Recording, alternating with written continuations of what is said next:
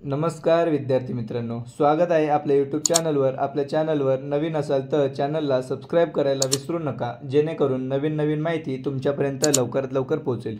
तर विद्यार्थी मित्रांनो, आपण आज या व्हिडिओमध्ये पाहणार आहोत की कल्याण डोंबिवली महानगरपालिका यांच्या जवळपास 490 पदे रिक्त होती आणि या 490 पदांची काल जी जाहिरात आली आहे त्या जाहिरातीमध्ये कोणकोणते पदे आहेत आणि त्या पदांनुसार किती एकूण जागा आहेत तर ते आपण या व्हिडिओमध्ये संपूर्ण पाहणार आहोत। त्याचप्रमाणे या पदांसाठी पात्रता काय असणार आहे आणि आपल्याला ऑनलाईन अर्ज कसा करता येणार आहे ही संपूर्ण माहिती आपण या व्हिडिओमध्ये पाहणार आहोत। त्याच्यामुळे व्हिडिओ न स्किप करता तुम्ही पूर्ण पहा। त्याचप्रमाणे बरेच विद्यार्थी मानत आहेत की कल्याण डोंबिवली महानगरपालिका यांची जी जाहिरात आली आहे ती आम्हाला कुठे बघायला मिळेल। तर विद्यार्थी मित्रांनो, लक्षात घ्या की हे आपलं टेलिग्राम चॅनल आहे, स्पर्धा परीक्षा अपडेट विथ शुभम आणि मी अधिकारी असा लोगो आहे। या टेलिग्राम चॅनलची लिंक मी आपल्या डिस्क्रिप्शन बॉक्समध्ये सुद्धा देत आहे।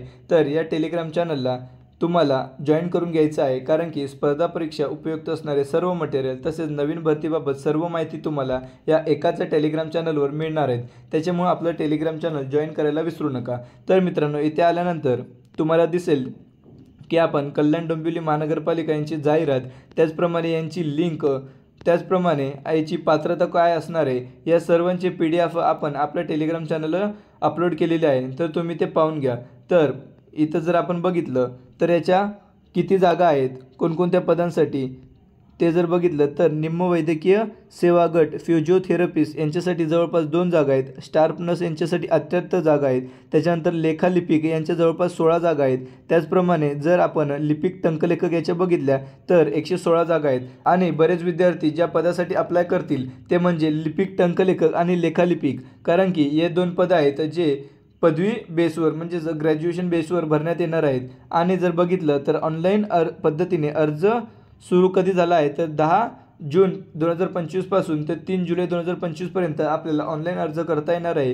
आणि या अर्जाची परीक्षा शुल्क ही खुल्या प्रवर्गासाठी 1000 आणि मागास प्रवर्ग अनाथ यांच्यासाठी ती 900 रुपये असते। तर मित्रांनो, या आपल्या टेलिग्राम चॅनलवर मी ही PDF अपलोड केली आहे। या PDF मध्ये कल्याण डोंबिवली महानगरपालिका यांच्या जे काही पदं आहेत तर त्या पदांची शैक्षणिक अर्हता काय असणार आहे, त्याचप्रमाणे कास्ट वाईज कोणत्या कास्टला किती जागा आहेत हेही या PDF मध्ये तुम्हाला दिसणार आहे। तर मित्रांनो बघा, इथं औषध निर्माता यांच्या जवळपास 14 जागा आहेत आणि विविध कास्ट वाईज किती जागा आहेत हेही याच्यात सांगितलं आहे।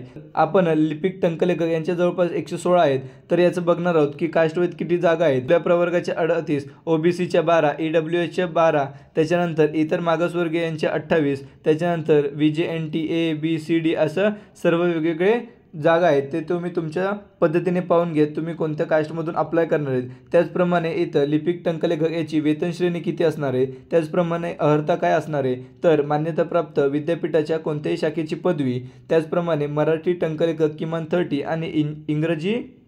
आणि इंग्रजी टंकलेखक किमान 40 प्रति मिनिट वेग मर्यादेचे शासकीय वाणिज्य प्रमाणपत्र किंवा संगणक टंकलेखनाचे प्रमाणपत्र धारण केलेले असावे। म्हणजेच विद्यार्थी मित्रांनो, बरेच विद्यार्थी म्हणतात की सर माझ्याकडे मराठी 30 आहे किंवा इंग्लिश 40 आहे तर मी फॉर्म भरू शकते का? तर नाही, आपल्याला मराठी आणि इंग्लिश दोन्ही सर्टिफिकेट कंपल्सरीच लागणार आहेत आणि तेही शासकीय वाणिज्य प्रमाणपत्रच लागणार आहेत। तुम्ही जर कोणत्या प्रायव्हेट इन्स्टिट्यूटमधून जर केलं असेल तेही तुम्हाला चालणार नाही। त्याचप्रमाणे ज्या विद्यार्थ्यांचं ग्रॅज्युएशन झालं आहे ते लेखालिपिक यांच्या जवळपास 16 जागा आहेत। पदासाठी सुद्धा तुम्ही पात्र आहेत, कारण की इथं बघा याची अर्थसुद्धा तीच आहे की मराठी 30, इंग्लिश 40 आणि मान्यताप्राप्त विद्यापीठाची वाणिज्य शाखेची पदवी। म्हणजे मित्रांनो, लक्षात घ्या की वाणिज्य शाखेची पदवी म्हणजेच फक्त जे कॉमर्स स्टुडंट आहेत तेच फक्त इथं अप्लाय करू शकतात। कोणत्या पोस्टसाठी तर लेखालिपिक। आणि तर वयोमर्यादा जर बघितली तर किमान वयोमर्यादा ही 18, खुला प्रवर्गासाठी 38, मागास प्रवर्गासाठी 43 अशा आपल्या याच्यानुसार आपली वयोमर्यादा किती असू शकते हे आपण बघू शकतो।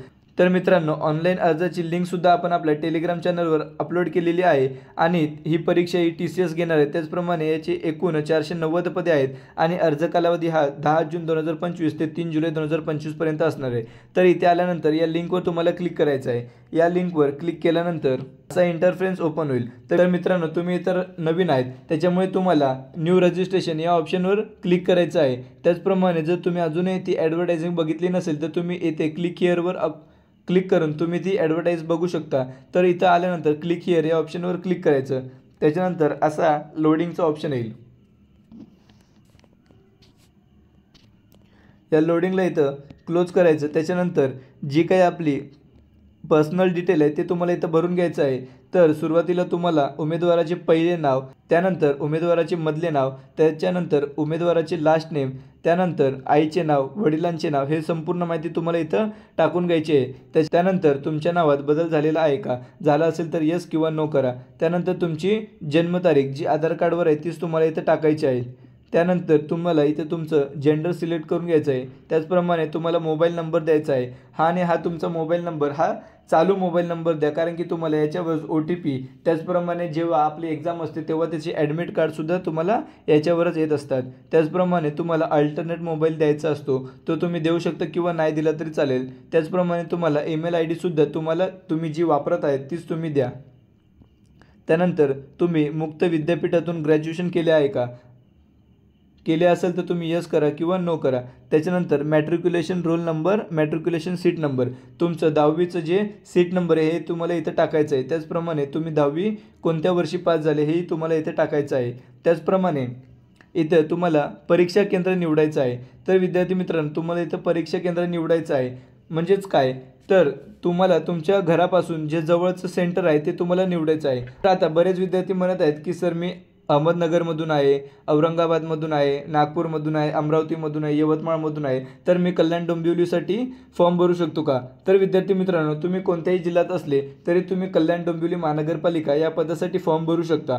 फक्त जे काही तुम्हाला शैक्षणिक अर्हता आहे हे तुम्ही जर कंप्लीट करत असाल तर तुम्ही कोणत्याही जिल्ह्यात असाल तर तुम्हाला फॉर्म भरता येणार आहे. फक्त तुम्हाला एक्झाम सेंटर निवडताना तुमच्या घरापासून जवळील तुम्हाला एक्झाम सेंटर हे निवडायचं आहे.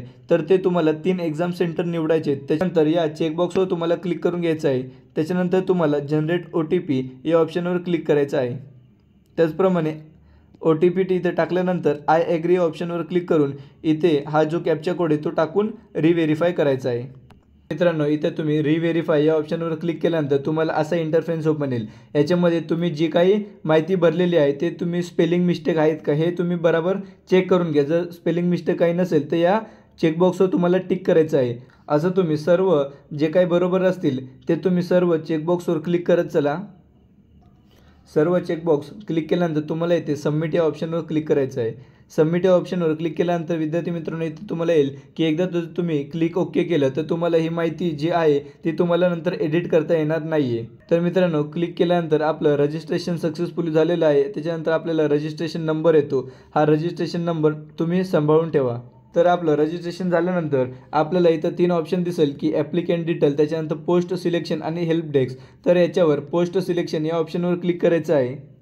त्याच्यानंतर click here to apply for the post या ऑप्शनवर क्लिक करायचं आहे. या ऑप्शनवर क्लिक केल्यानंतर थोडं लोडिंग होईल.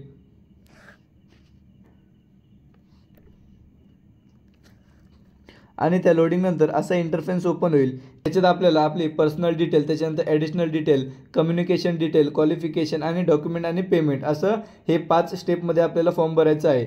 तर याच्यावर पहिलं टिक करून घ्यायचं. त्याच्यानंतर आपल्याला कोणत्या पदासाठी अप्लाय करायचं आहे हे तुम्ही इथं नीट भरा. तर मित्रांनो, तुम्हाला मी इथं क्लर्क टायपिस्ट या पदाचा कसा अप्लाय करायचा आहे हे मी तुम्हाला इथं दाखवणार आहे. क्लर्क टायपिस्ट या ऑप्शनवर क्लिक केल्यानंतर पोस्ट कोड कोणता आहे तर 28 तो ऑटोमॅटिकली येतो. त्याच्यानंतर आपलं registration number, candidate first name, candidate middle name, त्याच्यानंतर हे जी काही आपण माहिती भरली होती मगाशी ती सर्व माहिती इथं ऑटोमॅटिकली फिल होते. त्याच्यामध्ये फक्त तुम्हाला इथं काहीतरी जे काही नवीन विचारलं असेल ते म्हणजे वैवाहिक तपशील, मॅरिड अनमॅरिड आहेत का ते. त्याच्यानंतर तुम्ही महाराष्ट्र कर्नाटक सीमा भागातील महाराष्ट्र शासनाने दावा सांगितलेल्या 865 गावातील मराठी भाषिक उमेदवार आहेत का, असाल तर यस करा किंवा नो करा. त्याच्यानंतर वरती स्क्रोल केल्यानंतर तुम्हाला ही बरीच माहिती भरून आलेली असेल. त्याच्यानंतर आपले नॅशनॅलिटी इंडियन, त्याच्यानंतर आपण महाराष्ट्र राज्याचे रहिवासी आहात का, रहिवासी आहात का म्हणजे जर तुम्ही इथं असाल यस केलं तर तुमच्याकडं डोमिसाईल सर्टिफिकेट असणे अनिवार्य आहे. त्याच्यानंतर तुम्हाला इथं डोमिसाईल सर्टिफिकेट जारी करणाऱ्या प्राधिकरणाचं तुम्हाला इथं नाव टाकायचं आहे, म्हणजे ते डोमिसाईल सर्टिफिकेट इश्यू कोणी केलं आहे. त्याच्यानंतर तुम्हाला त्या डोमिसाईल सर्टिफिकेट कोणत्या तारखेला इश्यू केलं होतं आणि त्याचं सर्टिफिकेट नंबर काय आहे तुम्हाला इथं टाकायचं आहे. त्याचप्रमाणे तुम्हाला इथं कॅन्डिडेट कास्ट सर्टिफिकेट, तुम्ही जर कोणत्या कास्टमधून जर हा अप्लाय करत असाल तर अर्जदाराची जात प्रवर्ग माहिती तर तुम्हाला टाकायची आहे. तुम्ही कोणत्या कास्टमधून फॉर्म भरता, त्याच्यानंतर जात प्रवर्ग प्रमाणपत्र देणाऱ्या प्राधिकरणाचे नाव, त्याच्यानंतर त्याची तारीख, त्याचप्रमाणे कास्ट सर्टिफिकेट नंबर आणि जात वैधता तारीख. जर कास्ट व्हॅलिडिटी जर तुमच्याकडे असेल तर तुम्हाला टाकायची, नसेल तर नाही टाकलं तरी चालेल. त्याचप्रमाणे नॉन क्रिमिलियर सर्टिफिकेटसुद्धा याची सर्व माहिती तुम्हाला इथं टाकून घ्यायची आहे. ही सर्व माहिती तुम्ही इथं बघून नीट टाकून घ्या. त्यानंतर अर्जदाराच्या शरीरावरील दृश्यमान ओळखीची खूण, म्हणजे जर तुमच्या शरीरावर काही खूण असेल तर तुम्ही इथं टाकू शकता. मोल ऑन राईट लेग कुठं आहे ते तुम्ही बरोबर ते टाकून घ्या. त्याच्यानंतर आपल्याकडं पॅन कार्ड आहे का असेल तर यस करा. त्याच्यानंतर तुम्हाला इथं पॅन कार्डची सर्व माहिती टाकावी लागेल. त्याच्यानंतर तुमच्याकडं ड्रायव्हिंग लायसन आहे का, मतदान कार्ड आहे का, त्याच्यानंतर पासपोर्ट आहे का, तुमचे बँक खाते आहे का, जे तुम्ही यस करणार ते सर्व माहिती तुम्हाला इथे भरावी लागणार आहे. त्याच्यानंतर तुम्ही इथं सेव्ह आणि नेक्स्ट या ऑप्शनवर क्लिक करायचं सर्व माहिती भरल्यानंतर. त्यानंतर आता आपली पर्सनल डिटेल सेव्ह झालेली आहे. आता आपल्याला ॲडिशनल डिटेल भरून घ्यायची आहे. तर इथे ॲडिशनल डिटेलमध्ये काय आहे तर तुम्ही राज्य केंद्र निमशासिक संस्थेचे कर्मचारी आहात का, असेल तर यस करा किंवा नो करू शकता. त्याच्यानंतर KDMC सरकारी कर्मचारी तपशील, तुम्ही सध्या KDMCमध्ये सरकारी मान्यताप्राप्त पदावर कार्यरत आहात का, असेल तर यस करा. त्याच्यानंतर आपण प्रकल्पग्रस्त आहात का, जर तुम्ही प्रकल्पग्रस्त प्रोजेक्ट अफेक्टेडमधून फॉर्म भरत असाल आणि यस केलं तर तुम्हाला ही सर्व माहिती भरावी लागेल आणि नसेल तर नो करा. त्याच्यानंतर भूकंपग्रस्त असेल का तर त्याच्यावर पण सेम आहे. त्याच्यानंतर तुम्ही अंशकालीन कर्मचारी आहात का, आपण पदवीधारक अंशकालीन उमेदवार आहात का. त्याच्यानंतर तुम्ही माजी सैनिक आहात का, असेल तर यस करा किंवा त्याच्यानंतर नो करा. त्याच्यानंतर शासनाच्या ठरावानुसार तुम्ही गुणवान खेळाडू आहात का, असेल तर यस करा किंवा नो करा. त्याच्यानंतर तुम्ही अपंग आहात का. त्याचप्रमाणे जर तुम्हाला स्वातंत्र्य सैनिकांनी नामांकित केले आहे का, तर असेल तर यस करा किंवा नो करा. हे तुम्ही तुमच्या पद्धतीने यस किंवा नो हे तुम्ही टिक करून घ्या. तुम्हाला अनाथ श्रेणी अंतर्गत अर्ज करायचा आहे का. त्याचप्रमाणे आपणास यापूर्वी कोणत्या परीक्षेसाठी प्रतिबंधित केले आहे का, तुमच्यावर कोणती केस आहे का, तुमच्याविरुद्ध कोणता खटला फौजदारी खटला आहे का. त्याचप्रमाणे तुम्हाला कधीही कोणत्याही गुन्हेगारी प्रकरणात अटक करण्यात आली आहे का, तुमच्यावर कोणती केस चालू आहे का, हे तुम्ही सर्व टिकमार्क करून घ्या. याच्यामध्ये बऱ्यापैकी नो करायचं आहे, तरी तुम्ही जे प्रोजेक्ट अफेक्टेड आहेत तुम्ही ते बरोबर नीट बघून घ्या. त्याच्यानंतर सेव्ह आणि नेक्स्ट या ऑप्शनवर क्लिक करा. त्याच्यानंतर डाटा सेव्ह होईल. आणि मित्रांनो आता तुम्हाला कम्युनिकेशन डिटेल टाकायचं आहे. इथे तुम्हाला तुमचा ॲड्रेस टाकायचा आहे आणि जर तुमचा ॲड्रेस आणि परमनंट ॲड्रेस हा दोन्ही सारखा असेल तर तुम्हाला यस करायचं आहे. वरील ॲड्रेस हा ऑटोमॅटिकली कॉपी होईल आणि खालती आहे. त्याच्यानंतर तुम्हाला पुढं सेव्ह आणि नेक्स्ट या ऑप्शनवर क्लिक करायचं आहे. त्यानंतर मित्रांनो आता आपल्याला क्वालिफिकेशन अँड एक्सपिरियन्स ही माहिती आपल्याला टाकायची आहे. तर तुम्हाला इथं दिसेल की तुम्हाला मराठी भाषेचे ज्ञान आहे का, तर तुम्हाला यस नो दिसेल, तुम्हाला यसवरच क्लिक करायचं आहे. त्यानंतर मित्रांनो तुम्हाला 10वी 12वी त्याच्यानंतर ग्रॅज्युएशन हे जे काही तुम्ही कोर्स केलेले आहे त्या सर्वांची तुम्हाला माहिती भरायची आहे. तुम्ही इथं 10वी आणि 12वीचं माहिती नाही भरली तरी चालेल, परंतु तुम्हाला इथे ग्रॅज्युएशनची सर्व माहिती तुम्हाला इथं भरावी लागणार आहे, कारण की इथं रेड स्टारमध्ये आहे. परंतु विद्यार्थी मित्रांनो तुम्ही इथं 10वी आणि 12वीचे मार्क आणि सर्व माहिती ती सुद्धा तुम्ही इथं अवश्य टाका. तर मित्रांनो तुम्हाला इथं विचारलं आहे की name of the passing board Maharashtra state board, त्याच्यानंतर तुम्ही कोणत्या शाळेतून शिकले, त्याच्यानंतर तुम्हाला किती टक्के मार्क मिळालेले आहेत, किती पैकी आणि किती गुण मिळालेले आहेत हे तुम्हाला इथं टाकून घ्यायचं आहे. त्याचप्रमाणे इथं तुम्ही कोणत्या वर्षी उत्तीर्ण झाले ते ऑटोमॅटिकली आलेलं आहे. त्यानंतर 12वीचं तपशील तुम्हाला इथं सर्व टाकायचं आहे. तुम्ही कोणत्या बोर्डमधून केलं आहे, महाराष्ट्र बोर्ड, त्याच्यानंतर तुमच्या कॉलेजचं नाव, त्याच्यानंतर CGPA होतं, ग्रेड होतं की मार्क होते, त्याचप्रमाणे प्राप्त गुण आणि जास्तीत जास्त किती गुणांची ही परीक्षा होती आणि इथं पासिंग इयरसुद्धा लिहायचं आहे. त्याच्यानंतर जर तुम्ही डिप्लोमा केला असेल तर डिप्लोमाची सर्व माहिती तुम्हाला इथं भरायची आहे. त्याचप्रमाणे ग्रॅज्युएशनची डिटेल तुम्हाला इथं कंपल्सरी भरायची आहे. तर इथं दिलं आहे पदवीचे तपशील निवडा, तर तुम्ही काय केलं आहे BCom BBA हे तुम्हाला इथं तुमच्यानुसार टाकून घ्यायचं आहे. त्याच्यानंतर तुम्ही कोणत्या संस्थेतून केलं आहे, मुंबई युनिव्हर्सिटीतून, त्याच्यानंतर उत्तीर्ण झाल्याचा महिना आणि वर्ष तुम्हाला इथं टाकून घ्यायचं आहे. त्याचप्रमाणे तुम्हाला काय होतं पर्सेंटेज ऑफ मार्क होतं, CGPA होतं, ग्रेड होतं हे तुम्हाला इथं टाकायचं आहे. त्याचप्रमाणे तुम्हाला इथं किती गुण मिळाले आहेत आणि तुमची ही परीक्षा एकूण गुण किती होते हे तुम्हाला इथं टाकून घ्यायचं आहे. हे सर्व टाकून झाल्यानंतर तुम्हाला इथे खालती आल्यानंतर सेव्ह आणि नेक्स्ट या ऑप्शनवर क्लिक करायचं आहे. तर मित्रांनो आता आपण शेवटच्या टप्प्यावर आलो आहे, ते म्हणजे डॉक्युमेंट आणि पेमेंट करायचं आहे. तर मित्रांनो इथं आपल्याला कोणते कोणते डॉक्युमेंट अपलोड करायचे आहेत, तर इथं पहा आपली नजीकच्या काळातील पासपोर्ट आकाराच्या फोटोची स्कॅन केलेली प्रत आपल्याला अपलोड करायची आहे. तर आपण इथं फोटो अपलोड करायचा आहे, तर त्याची साईज काय असणार आहे, तर हे इथं दिलेलं आहे. त्याचप्रमाणे इथं तुम्हाला आपली सहीसुद्धा अपलोड करायची आहे. तुम्हाला इथं तुमचा लाईव्ह फोटोसुद्धा कॅप्चर करायचा आहे. त्याचप्रमाणे आपले स्कॅन केलेले 10वीचे गुणपत्रक तुम्हाला इथे अपलोड करायचे आहे. त्यानंतर 12वीचे गुणपत्रिका इथं तुम्हाला अपलोड करायची आहे. त्याचप्रमाणे आपले पदवी प्रमाणपत्रसुद्धा तुम्हाला इथे अपलोड करायचं आहे. त्याच्यानंतर जर तुमच्याकडे डिप्लोमा सर्टिफिकेट असेल तर तुम्ही अपलोड करू शकता किंवा नाही केलं तरी चालेल. त्याच्यानंतर तुम्हाला इथे डोमेसाईल सर्टिफिकेट अपलोड करायचं आहे किंवा birth certificate, school living certificate जे तुम्ही आधी भरलेलं असेल. म्हणजे जर तुम्ही मागे डोमेसाईल भरला असेल तर तुम्ही इथं डोमेसाईल करा, स्कूल लिव्हिंग केलं असेल तर स्कूल लिव्हिंग करा त्याप्रमाणे. त्याच्यानंतर तुमच्याकडे जर एक्सपिरियन्स सर्टिफिकेट असेल तर तुम्ही इथं अपलोड करू शकता. त्याचप्रमाणे जर तुम्ही ITI सर्टिफिकेट असेल तर तेही तुम्ही इथं अपलोड करू शकता. जातीचे प्रमाणपत्र तुम्हाला इथे अपलोड करायचे आहे. त्यानंतर कास्ट व्हॅलिडिटी ज्या कास्टला लागते त्यांना इथं अपलोड करायचे आहे. त्याचप्रमाणे तुमचं इथं तुम्हाला नॉन क्रिमिनल सर्टिफिकेट करायचं आहे अपलोड, आणि इथं तुम्हाला इंग्रजी संगणक टायपिंग प्रमाणपत्र अपलोड करायचं आहे.